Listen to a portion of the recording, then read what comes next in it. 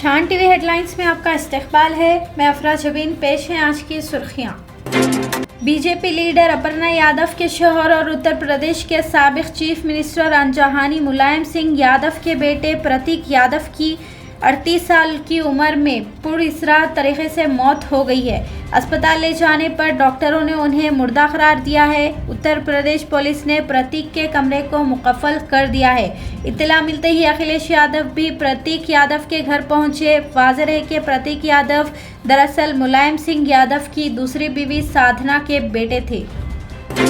नीलोफर अस्पताल में आलमी यौम नर्स का शानदार पैमाने पर इनेकाद अमल में आया। रियासती वजीर पूनम प्रभाकर के अलावा फिशरीज डिपार्टमेंट चेयरमैन मेटू साई और दीगर भी इस प्रोग्राम में शरीक हुए।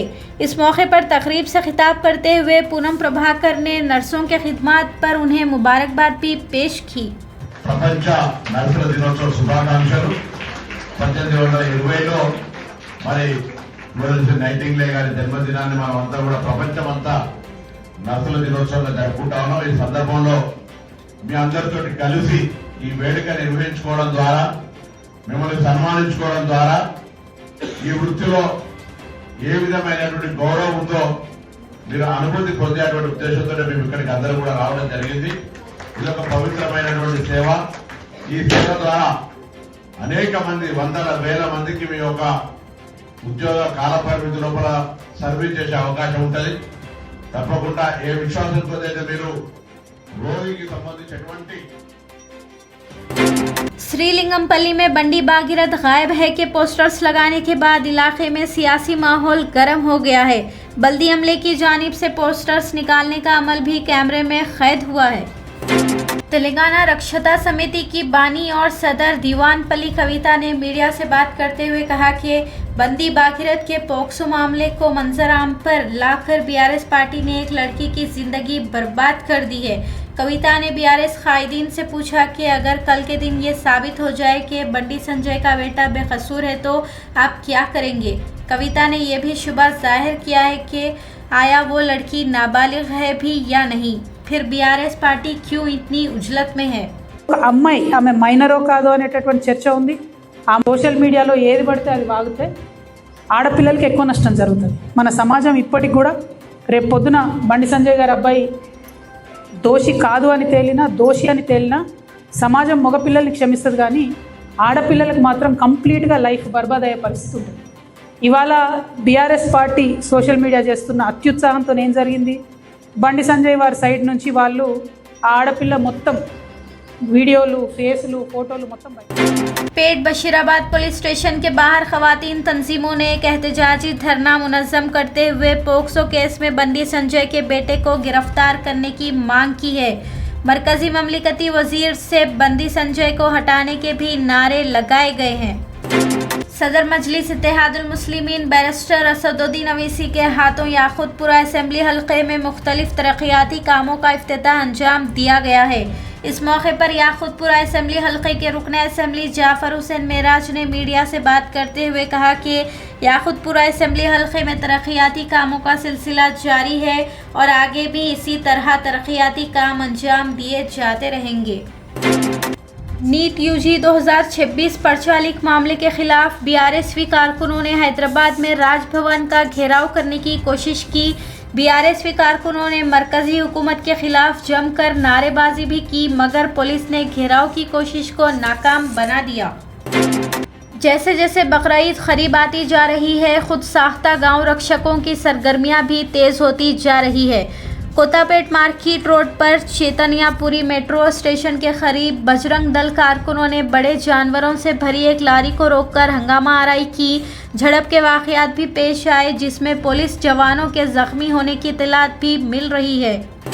तर्जुमान मजलिस बचाओ तहरीक अमजदुल्ला खान ने रेवंत रेड्डी हुकूमत से खुद साख्ता गांव रक्षकों की हंगामा आराई पर सवाल किया है।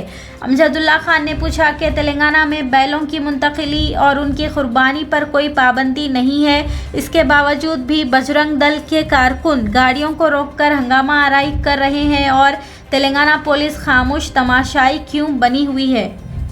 कांग्रेस पावर में आई, अब तो जुल्म और सितम का सिलसिला इतना ज्यादा बढ़ गया कि इस साल का मैं आपको बतला रहा हूं कि जानवर डायरेक्ट पुलिस वाले पकड़ लें, जानवर को पकड़ के ये पूछ रहे हैं कि बैल को क्यों लाए, गाड़ी सीज कर दे रहे हैं। गाड़ी किसकी रहती भाई, वो गरीब आदमी की गाड़ी रहती, उन्हें ड्राइवर रहता, उस पर केस डाल दे रहे हैं, क्लीनर पे केस डाल दे रहे हैं। और गाड़ी जो है वो कोई बैंक के लोन की गाड़ी रहती, उसका EMI कौन बनना, अब गाड़ी चले गई तो गाड़ी के ओनर के ऊपर उसको भी वन ऑफ द अक्यूज बना दे रहे हैं। तो ये सिलसिला पिछले 2 साल से चल रहा है। कांग्रेस में बड़े बड़े अक़लियती कायदीन हैं, कोई मुंह खोलने के लिए राजी नहीं है। मजलिस-ए-इत्तेहादुल मुस्लिमीन चीफ मिनिस्टर को अपना गुड फ्रेंड समझती, बेस्ट फ्रेंड समझती कि एक मरतबा जाके क्या मजलिस-ए-इत्तेहादुल मुस्लिमीन के सरबराह असदुद्दीन ओवैसी या अकबरुद्दीन ओवैसी बड़ी बड़ी जो तकारीर करते कि हम जिसे चाहे उसे तख्त पर लिटा सकते हैं, हम जिसे चाहे उसे तख्त पर बिठा सकते हैं, क्या जाके अकबरुद्दीन या असदुद्दीन एक मरतबा भी चीफ मिनिस्टर रेवंत रेड्डी की आंख में आंख डालकर उसके टेबल पे बैठ के, उसके ऑफिस में बैठ के ये सवाल किए कि आया क्या तेलंगाना में बैल के ऊपर पाबंदी है, क्या तेलंगाना में क्यों ये पुलिस का हरासमेंट किया जा रहा है, नहीं करे। ऐसा लग रहा है कि IPS ओहदेदार की अहलिया के कत्ल के बाद नेपाली गैंग के हौसले मजीद बुलंद हो गए हैं। फिर एक नेपाली गैंग ने जवाहर नगर पुलिस स्टेशन हुदूद में गल्फ एनक्लेव में एक डॉक्टर जोड़े को बांधकर उन्हें नशा आवर चीज़ें पिलाई और घर से 60 तोला सोना चांदी के जेवरात और नकद 30,000 रुपये लूटकर फरार हो गए। फरार होने से कबल CCTV कैमरों को भी नुकसान पहुंचाया। मुतासरीन को एक रोज़ बाद दोपहर में होश आया और घड़ी से अलार्म इशारा देने के बाद दोनों को बचा लिया गया। पुलिस ने इस ज़िमन में एक मुकदमा दर्ज करके मुजरिमीन की तलाश शुरू कर दी है।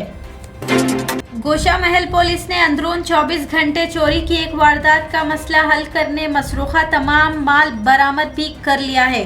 पुलिस ने दोनथाला रमेश नामी शख्स को अपने कज़न के घर से 5 लाख रुपए नकद, 30 तोले सोना और 1.62 किलोग्राम चांदी के जेवरात चोरी करने के इल्ज़ाम में गिरफ्तार करके चोरी किया हुआ सारा माल भी बरामद कर लिया है। అక్యూజ్డ్ దగ్గరికి వెళ్ళి ఇంటాక్ట్ ప్రాపర్టీని కూడా రికవర్ చేయడం జరిగింది. రికవరీ ఐటమ్స్లో 5 lakhs క్యాష్ ఉంది, తర్వాత ఒక టైటాన్ వాచ్, తర్వాత మీకు ఇచ్చిన లిస్ట్లో ఒక 30 తులాల గోల్డ్ ఐటమ్స్, సుమారు 1.62 కేజీల సిల్వర్ ఐటమ్స్, ఒక కాపర్ గ్లాసు 50 గ్రాములు, ఒక బ్రాస్ కుంకుమ బాక్స్ 15 grams సీజ్ చేయడం జరిగింది. తర్వాత అక్యూజ్డ్ దొంతుల రాజేష్, వీళ్ళకు ఎవరికైతే విక్టిమ్ ఉన్నదో వాళ్ళకు రిలేటివ్ కూడా అవుతాడు, రిలేటివ్ వరుస అవుతుంది. ఇతను అక్యూజ్డ్కి కిరాణా షాప్ ఉంది, అదేవిధంగా ఫైనాన్షియల్గా లాస్ అయ్యారు, ఎందుకంటే ఆన్లైన్ బెట్టింగ్ తర్వాత మిగతా ఇతర ఇతనుకున్న వ్యాపకాల వల్ల ఫైనాన్షియల్గా లాస్ అవ్వడం జరిగింది. సో ఆ నష్టాన్ని పూడ్చుకోవడానికి అతను ఈ దొంగతనానికి పాల్పడ్డట్టు మన విచారణలో తేలింది. संगारेड्डी के पटनचेरू इलाके में श्री राम ऑटो फाइनेंस के इहाते में खड़ी गाड़ियों में आग लगने की वजह से कई गाड़ियां जलकर खाकस्तर हो गई है। आग की लपेट में न सिर्फ गाड़ियां बल्कि वहां पर खड़े टिप्पर भी आए हैं।